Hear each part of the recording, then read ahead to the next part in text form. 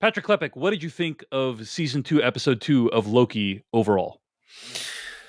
Pretty mixed. I think this is a show that week to week there is like enough character work between all of these really talented actors that there are always going to be moments that just by having people in a room, these people in a room with their shared history, how these characters are drawn and then realized on the screen, there's going to be fun to be had. I do the write-ups for like our summaries on this show a lot and have been doing that for Loki. And one of the things that I've noticed in doing the write-ups for both episodes is my process is usually I just watch the episode, take it in, and then I watch the episode a second time and sort of scrub through it as I'm figuring out the plot points and character beats that I need to outline. And in both episodes, there are moments where I'm just hitting forward, forward, forward, forward, forward, forward, forward. Like nothing's happening here. And I mean, by nothing, I mean characters are talking. Like there isn't anything for me to outline here. It's like they're in a room, they're torturing guy. Like, okay, like I've noted that in the summary. We can talk about it. And I think in the best of circumstances, that's like a really encouraging thing. Is like, hey, like it's not actually like character does X, character does Y, because when you get caught up so much in the plotting of it all, that can hide the fact that not much like things are happening, but is anything happening? And so in many ways, I was encouraged at like discovering this was part of like my process. Like, oh, like this means there are 10, 12 minutes like moments where it's just people bouncing off each other in a room. And this episode does have a lot of that. It has a lot of people bouncing off on one another in a room, but it feels strained in getting to the stuff that I want to get to. Like I want more Loki. Like Loki and Sylvie were the heart of the first season. Ended up being where the show was at its strongest, and it seems like the show is really straining to set up that conflict and tension between these two characters. The thing that I want to see explored this season, and I'm just less interested in what the show seems a little more interested in, which is what's happening with those branches? What's going on with the temporal loom, guys? You know, like Yeah, what's going on there? yeah. Yeah, I And I don't think I don't think they made that part. There was a lot of fun had with those bits in the first episode that you and I obviously were big fans of. I don't think that stuff works nearly as strongly here, where it starts to feel a little more weighing down on what the show could be accomplishing if spending that time elsewhere. beautifully said as usual, Patrick. I think I agree with most of what you've said, and I think that the stuff where it's just Mobius and Loki hanging out, that's the strongest stuff of the show, in my opinion. Like you're watching two really talented actors bounce off each other, develop their characters. I love that stuff, and I wish the show would focus on that and have less stuff going on. Like I think it would be a stronger show. You don't need to have like 15 different plot developments every episode. It's just about people. You have a simple goal that they're trying to get to at the end of the season. Have people hanging out, have it be character driven. Um, this episode was a mess. I think the so a little behind the scenes here. I was sent the first 4 episodes in advance. Patrick was not. And when I started watching the second episode, I literally didn't know if I had gotten the episodes mixed up. Like I didn't know if I had clicked on the wrong episode. I was like, did I skip an episode? Like, was there a whole bunch of like developments that happened, before this episode that I didn't see? Because it feels like we're in a completely different adventure in this episode. And the sort of culminating event of the episode is, in my opinion, extremely poorly built up. Like as to like what the climax of the episode is going to be. And I'm very concerned about the rest of the show. I'm like, the first episode was so strong, and then after the second episode, I'm like, oh, like all those problems that we were hoping it wouldn't encounter this season, like they're rearing their ugly head, which is to say, twist after twist, which is to say, we need to have some big moment at the end of the episode. Doesn't matter if it's like character driven or not. Like, there's just got to be a big fight, and it feels like sometimes those are the things that are driving the show, which is what a film executive would say, right? Like that's what a film executive would look at the second episode and be like, not enough action. Got to have a big kind of confrontation or explosion at the You end of want to it. spend 20 minutes in McDonald's? Like, Yeah, exactly. no. And it's like, yes, Yeah, I do exactly. actually. You know what I'm saying? Like it just feels like there's all these competing things trying to get into the competing creative voices trying to get into the show, and it's like on the one hand you have this like really idiosyncratic, character-driven time travel drama that takes place in this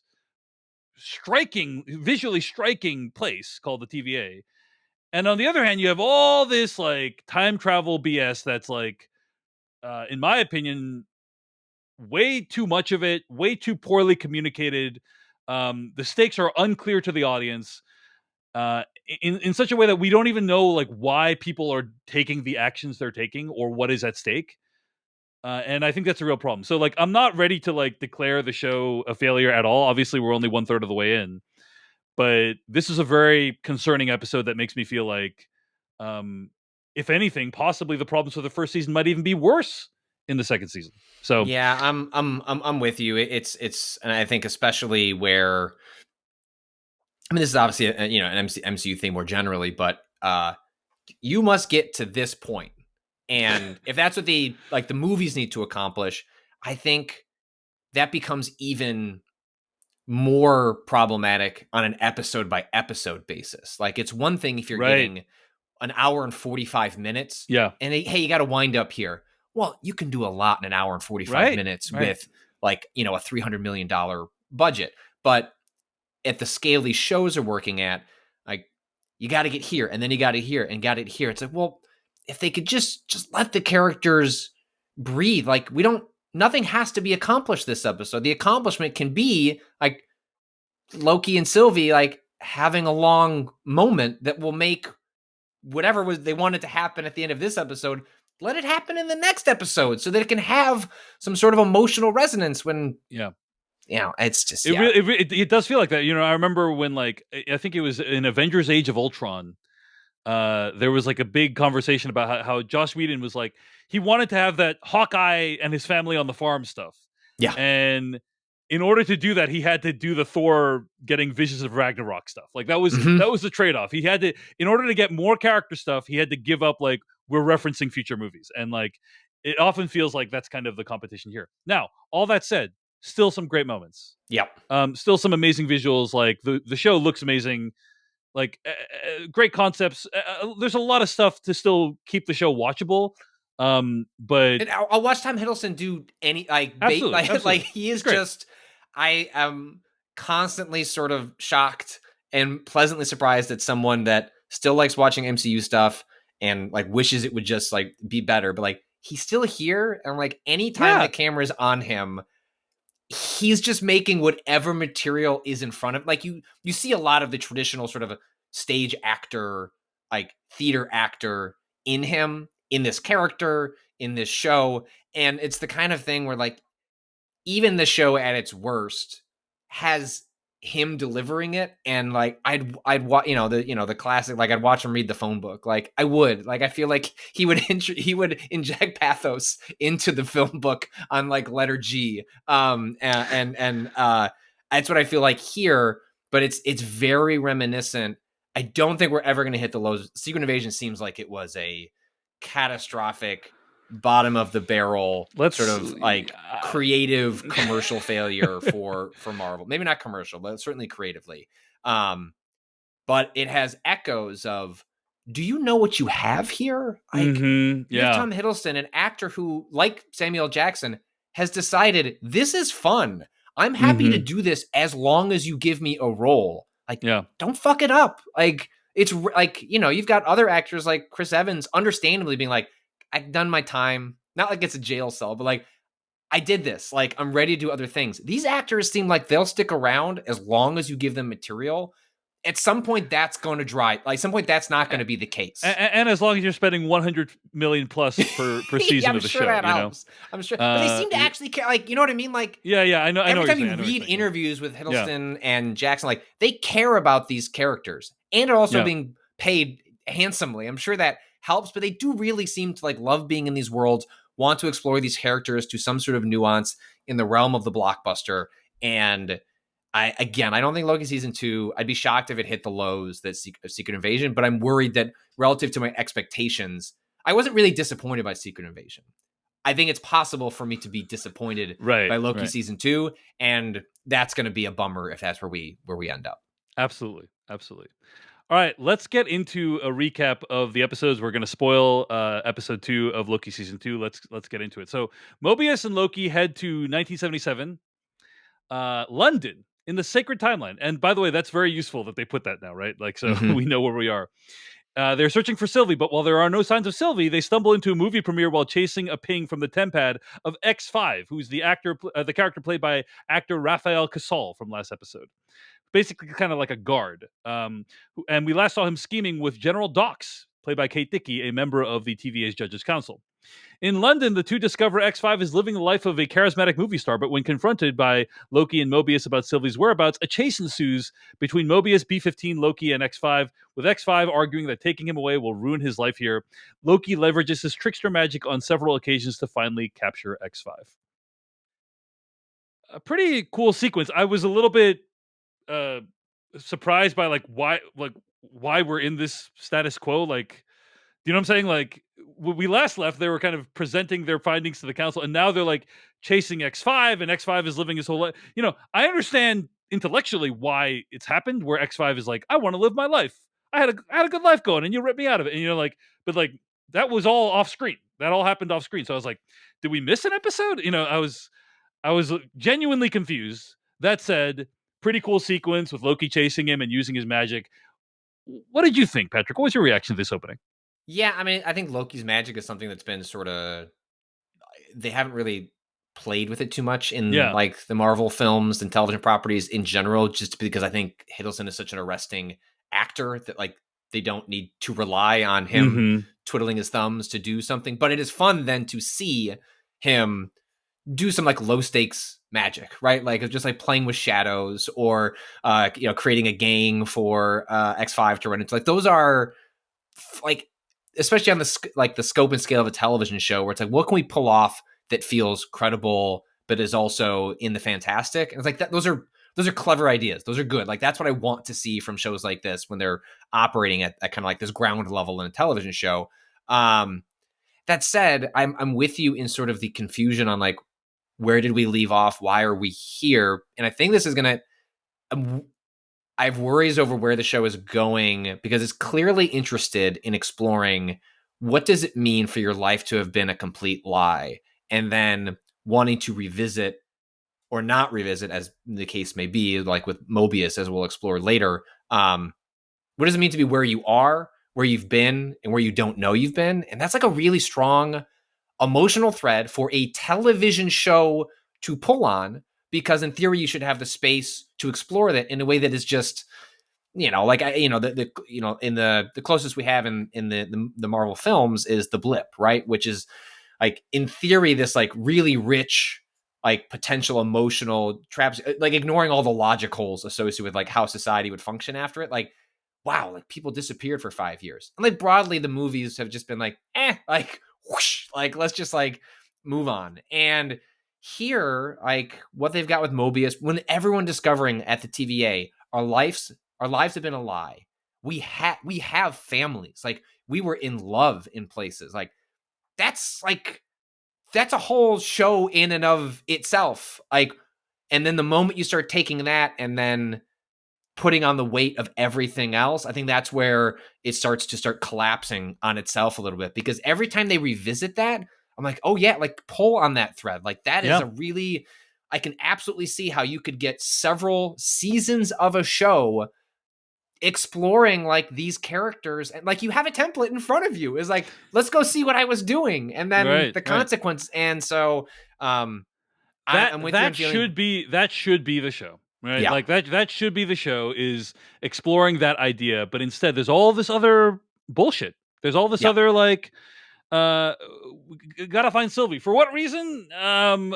So she can help us stop all the multiverse stuff that's going on. Like, Who cares? You like, it's comics. Like you can right. make up whatever fantastic reason for the event to occur later. Like there's no reason Right. for like Exactly. the stakes of like the universe imploding to feel this high, this fast, because 100%. 100%. it's Yeah. like you can just, I don't know, Obi came up with a fancy piece of tech that Yeah, exactly. he puts the I've tube back in the toothpaste for 4 episodes, yeah, and for then like oh no, the tube exploded. You know what I mean? Like that's should be the joy of this, is that the audience understands you can do this is a world of magic and dreams, and so use that to your advantage. And I just don't think they're doing that enough here.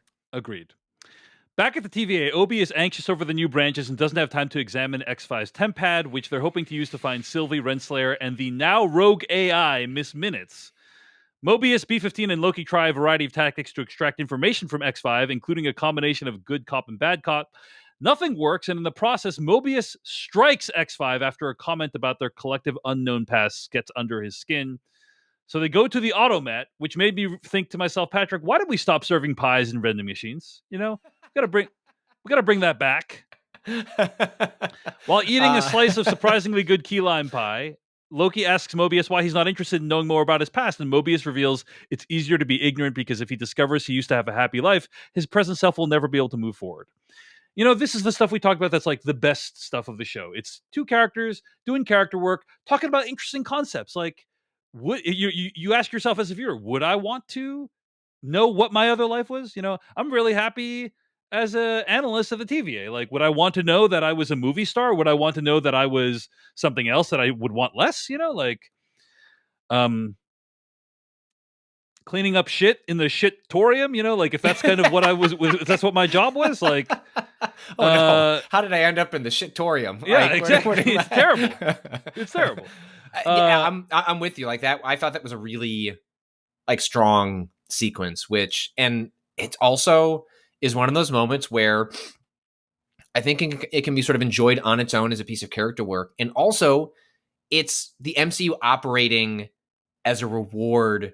This is where your investment over the long term pays off and can like be leveraged by the show to give like the beat where he's talking about like the Battle of New York and talking about a moment from all that. Like it's great. It can kind of just wash over you. Like it's not critical to the exchange, but if like me, you remember like being in the theater, like witnessing that sequence, like watching that film, like to have that reference in this sort of like offhanded, nonchalant way is a fun way to reward. I think is the best way to reward the long-term investment in this as a franchise, as opposed to, you know, constantly the problem with the Marvel stuff these days of feeling like these like pieces in a puzzle that have to be understood to understand the tapestry. This is just, it's referential.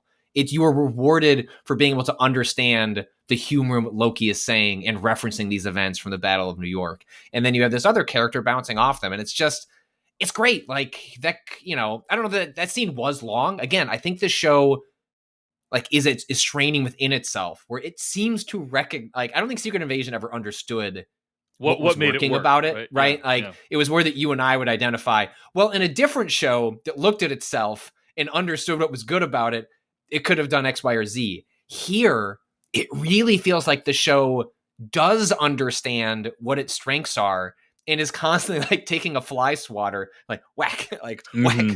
like get away, like just let these people sit in the key lime pie room. That Right, right. even that sequence where, you know, like Mobius claims to have been like following Loki, and it's like, no, like you were ahead of me. Like it's a funny, it's a good That's funny, hilarious. It's it's a hilarious. Yeah, really it's great. funny moment, and it's one Uh, where it's like just sit with it, like do this. Why have we not done this with like B-15 at all? Like essentially B-15 has been relegated to the sidelines, like at one moment in a chase sequence, and like clearly she's also really stressed over this like right. the emotional stakes of what it means to have all this change to the TVA. And like, well, but there's no time for that. Like we can do it for Mobius and Loki. We can give them a moment, and X-15 gets a little bit of time here, but it's just, you know, it's not, some characters then suddenly just get to show up to whack somebody in the face, and that's too bad. Yeah. B-15 played by Wunmi Masaku, by the way, very talented actor. Yeah, great. But yeah, I kind of agree with you, Patrick. And if there's one takeaway from this, it's hey, Disney, hire us. We obviously know what works. We know what works about your shows, and we can tell you. We hold the key to unlocking what works about your TV I'm shows. willing So to spend $500 million to find the answers, David. I just think, Mhm. like if Mhm. they can do it, why not us? 100%, 100%. But yeah, I agree with a lot of what you said. And the other thing I would mention about this is I always thought that Loki season 1 fast forwarded past like Loki's evil side to him becoming good way too quickly and didn't really question that at all. And I like that season 2 is acknowledging that he did have a dark side. He did kill what appeared to be hundreds of people and was a bad person, and that's still a part of him. And I don't know that the show's I don't trust that the show's going to really do anything interesting with that, but I do think that that's cool that it acknowledges that. and Well, they and kind of step up to the like. There's a world where a show that had more time to sit with these wrinkles that you're talking about, um, and in the sequence where they're torturing, like actually Loki does go too far, right? Like slips like Mhm. back into like this person that they kind of fast forwarded to I don't know, to the MCU status quo, the Loki that we fell in love with over the course of a bunch of movies. Because after the show kind of wanted to fast forward to is just, yeah, I know he's dead, but like here's another one, and we'll just continue where we left off.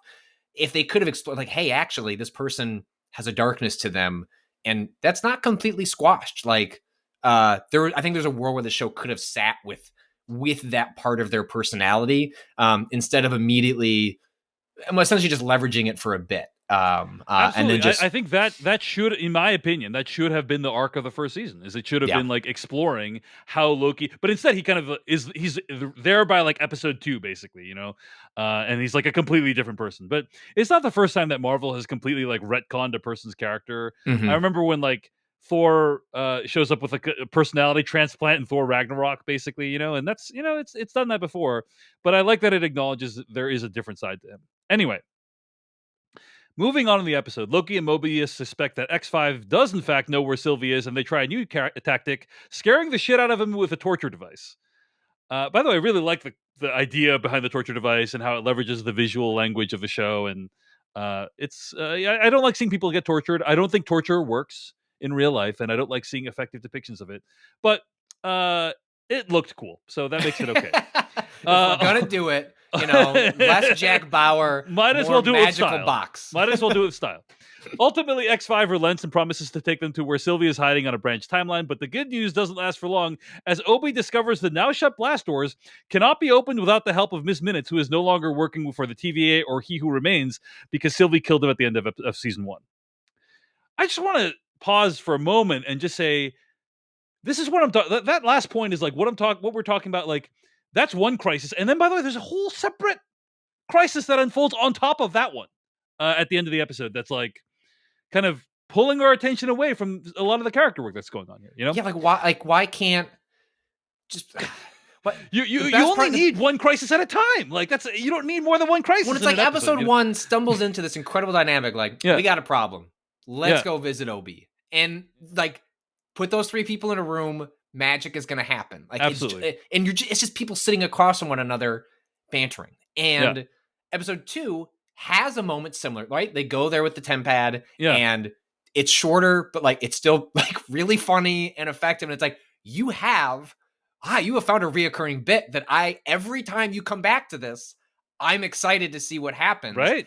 And instead, it's shortened to like just a brief exchange in the second episode, and off to like give these side characters who are all strong on their own Yeah, exposition and like but story blocks to there's a do. whole other.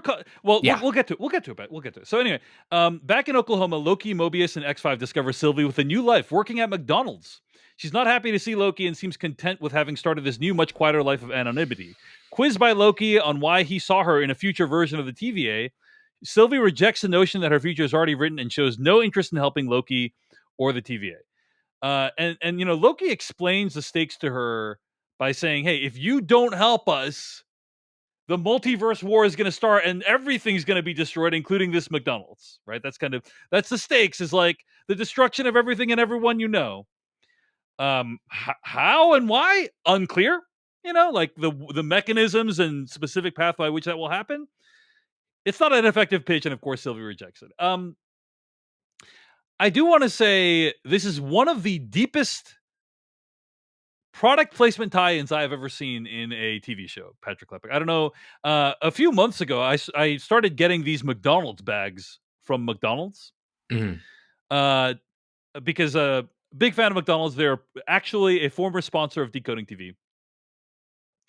And they started handing me their orders in a bag that had written on it the following: the McDonald's bag, as featured in, and then they listed a bunch of movies and TV shows. Did you see this bag? I did not. I do remember, um, my kids get, Happy Meals, I don't know, like once or twice a month when we're traveling somewhere. And at one point we did get Loki toys. And I was like, this show is not out. Like, why do we have Loki?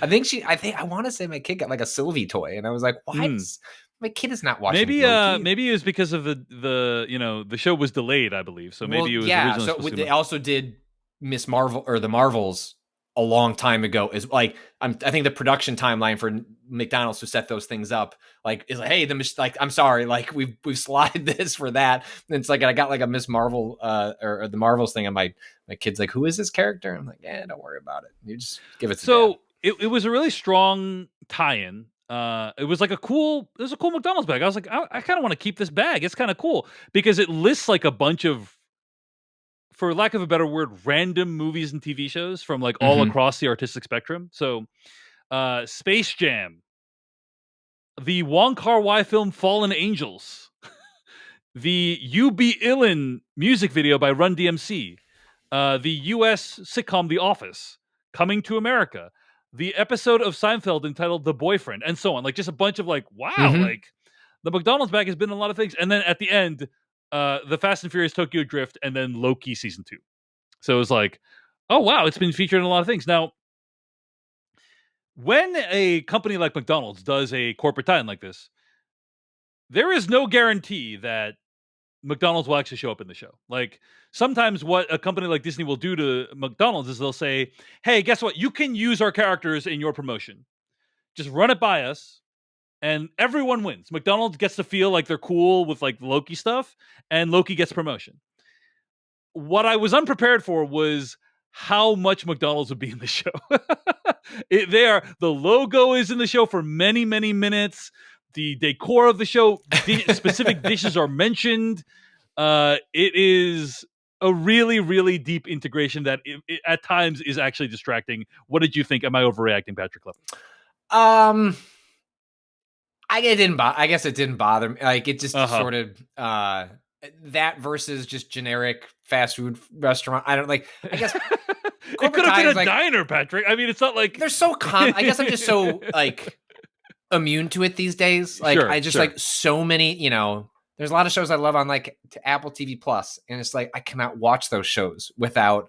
Boy, you got to show me iMessage. You know what I mean? Like I'm just at this point, corporate integration is Yeah. used to subsidize the expensive costs of like so many television Right. shows Right. that like, hey, this is in like rural 19 was it 70s or 80s, like early 80s, right? Is where the branch timeline that we're in here with Sylvie is like, sure, yeah, there'd be a McDonald's. I guess it just didn't rise to the level It's of just it's just odd. It's just odd in a show that like generally doesn't have any recognizable brands at all. Like no. I mean, that's one you're of the features of the show is like it's this weird place that's beyond Earth and beyond time, and where the I'd Infinity rather see Stones are what's the useless. fast food restaurant inside the TVA. I'd rather see their interpretation of the Right, right. fast food restaurant than It's weird. than It's a little weird, but whatever. It's not like it ruined the episode for me or anything. It's just no, but like it it's just like is it's just weird. it's really And prominent in two episodes. I mean, one in a like post credits, but then like a significant 1/3 chunk of the second episode is I like, think where I lost it was the final scene when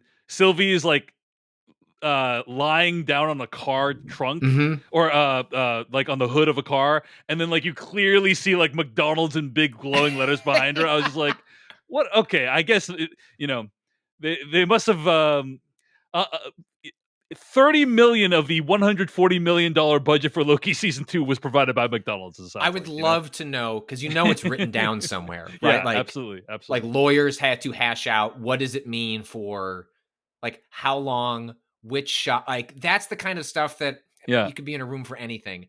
I would just want to sit in the meetings that are negotiating how McDonald's is depicted for how long. And And it's Right. stuff like that where, again, it's small stakes. The show has bigger issues that I think are going to be completely separate from like what we're talking about now. But again, it's just like another thing that the show has to take into consideration in a show that has 100 things it has to take into consideration. I don't think if it was generic fast food restaurant, the show still has a billion things going on. But I think it just goes to show, like you were underscoring earlier, the stakes at which these shows operate in terms of expense, Yeah. importance to like the broader narrative. That do does this show have to have McDonald's because the show doesn't work like budgetarily unless it's present. And the moment Right. that's true, what are we doing? like why I you know what I mean? Like why not just make a lower stake show that didn't require that, Right, and then right, you could not have to make that a consideration. right. I'm sure it's more Yeah, yeah. complicated than that, but I think it is a part of these questions that we're asking. Any thoughts on the Sylvie and Loki reunion? I mean, again, I think these two actors have great chemistry with each other, but I think most of their meeting is just speeding through exposition. I actually wrote it down. Loki says, "I've been pulled through time between the past and the present. I was in the future and I saw you. The TVA is in danger and you were there. I need to know why." That's what Loki says. And so they're just spouting off exposition that's like, in my opinion, barely comprehensible. And she's saying, "I wasn't there. I don't give a shit about what you're doing." Like they have good chemistry, but most of their interaction is just exposition to try to explain why they're doing what they're doing in the show. Yeah, Um, and the like the most important shot probably in this episode, in a show like an episode that we structure a little bit differently, is like the long shot holding on their faces when they walk yeah, into that was the nice. McDonald's, in which you have these two great actors that can communicate so much through just like not saying anything and just looking sad and longing. And there's so much communicated there, and it's a moment where it's like, to contrast what exactly you're talking about, in which so much more is said with these two actors on a long zoom in shot, like looking at one another as beautiful synthesizers play in the background that I delight in every time. And then immediately it's like, right, but they need to like start Oh, zipping and zapping at one yeah, we another gotta we about gotta get like, them off to the next thing before and it's we. just like, Yeah. like I'm Sylvie, like we're Sylvie, like who fucking cares, man? Like much like I was saying, like the future's not written. Yeah. You can do whatever you want with this gobbledygook. You can just do whatever. And instead the show's like, but we got to have this, like, Yeah. a moment that could have been an episode in it of itself, but it's got to be 10 minutes at the end of this one. Yeah. Indeed. Uh, and I have to say, it's a little bit confusing too, in my opinion, because he's basically saying, I wrote down some quotes from, because I have to like take notes to try to figure out what is actually going on in the show, which is not a good sign in my opinion. But hey, this podcast spawned from Decoding Westworld, and that was the whole premise. But if what he who remains is true, then the TVA is the only defense. That's something that Loki says. Like, if what he who remains true, the TVA is the only defense between like. From all the multiverses getting destroyed. That's what he says, right?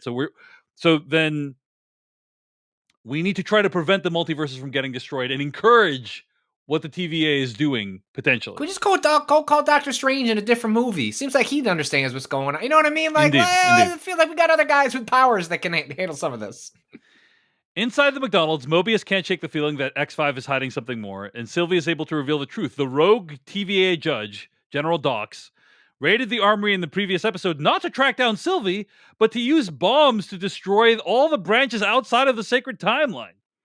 The trio tracks down where the bombs are being placed and set off, and eventually put an end to it, but not before billions of people are killed and countless branch timelines are snuffed out. The episode concludes with Sylvie returning to the TVA to condemn them as useless before she retreats to her preferred branched timeline, which was saved, at least for the moment. Now, again, in terms of the action sequence itself, pretty solid stuff. I believe this location is a very iconic location in the UK. It's called Number 3 Covered Slip. I Mm. recognize it because it is one of the filming locations in the Alfonso Cuarón movie Children of Men. Oh. And it's a very striking Mm-hmm. structure, right? Where like that final fight takes place. But I think that this whole sequence reveals one of the big problems of the show, which is if this was going to be the culminating event of the episode, you need to set it up a little bit more. You need to be like, hey, this episode we need to stop General Docs from doing blank. But instead, it's like they prefer not to do that. They prefer to be like, aha, like surprise, like look at this evil stuff that they're doing, and now you need to stop. And it's like, so we have like literally less than 3 minutes maybe to even grasp what is even happening, and then we're already at the action scene to stop it, and then it stopped within 3 minutes. And it's like, oh, okay, like I don't even know what I was supposed to feel about that. Um, I certainly didn't feel like suspense. I didn't feel like excited because it just doesn't do a good job. This episode didn't do a good job of setting up the stakes of what was happening. Now, to its credit, there was a scene in last season where it's like, oh, all these branch timelines are happening and shit's going out of control. And I was like, I wonder why they never dealt with that. and and so they did deal with that this episode. And so that is like, um I do want to say it didn't come completely out of nowhere, but certainly is not set up as like a major conflict in this episode, and it comes off as a plot twist, which is kind of what this show is really into, delivering plot twists. The timekeepers are not real, and General Dox is trying to kill everyone. Like that's kind of what the show traffics in, and I think it's not a very effective storytelling device. Patrick Klepek, what do you think about the final action sequence? Uh, I'm with you. It's rushed. It should have been an entire episode in and of itself. Yeah, We have an episode that opens with Loki deploying like some really fun trickster magic that allows the show to depict sort of like set pieces in a different way, like yeah. conflict resolution in a different way. And instead, like here, it's like, I don't know, he's shooting lasers out Green of his hand. explosions now. Right, Green right, right. explosions. And it's just like you don't like in the same episode, you are like not understanding like the strengths of the character that are in front of you and what would be better for the format and for the audience. And the other thing is the show wants you to feel so sad about all these billions of people dying, and yet gives you no insight into their lives, what's being lost. It's just the show loves to refer back to that admittedly cool looking like graphic of like the branched timelines and like how it spouts off from the sacred timeline.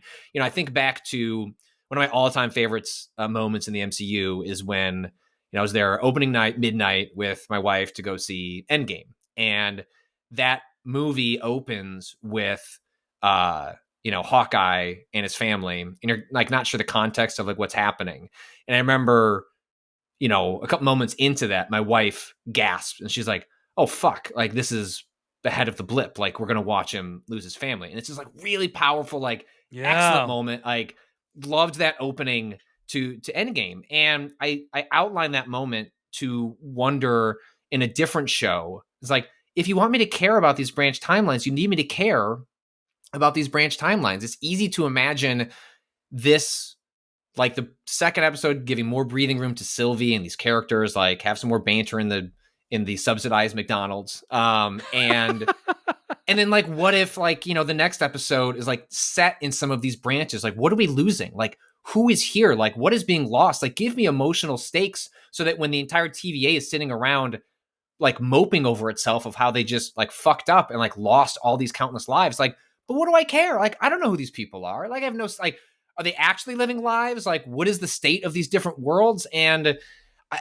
I just really wish the show had spent any time giving gravity to what was lost, as opposed to just through a combination of blank-eyed stares, sad music, and slow panning is supposed to demonstrate, well, you should feel sad. It's like, no, I'm just being manipulated. Like you're trying to evoke the feeling of sadness without giving me any material reason to feel sad. And it's like I think a big misstep on the show's part, because it doesn't have time to give you that. And I think it's at a real loss for a moment that like the show wants to feel weighty, and there's nothing for me to feel any of that weight. It just sort of, it becomes a plot point, as you said. It's just a twist, and we move on from there. And it's like, whoop, I guess there's less branched timelines to deal with, less places to go. And it's like, well, that's Yeah. a bummer. I want to go to the places. We have slightly fewer ones. No, Yeah. not clear how many fewer. Not No. fewer. Not clear what percentage of them was lost. It's just slightly fewer ones. 1000% agree with everything you just said, and it really like it kind of shook my faith in the show that they're like, "Oh, you expect me to feel something here?" Like I was like, "Oh, you've really done nothing to me." And my standards are way lower than even yours. I got to say. I'm like, you don't even need to put in that work. Like just literally I remember you remember in Star Wars The Force Awakens, Mhm. they demonstrate Starkiller Base, Yeah. which is for those who don't know who haven't seen The Force Awakens, it's a massive it's like even more powerful than the Death Star because they can kill like 3 planets at once or whatever the hell, right? And so they're like, it's time to demonstrate the fully operational Starkiller Base. So then they like launch a big flare Starkiller into the sky, and it approaches like a planet.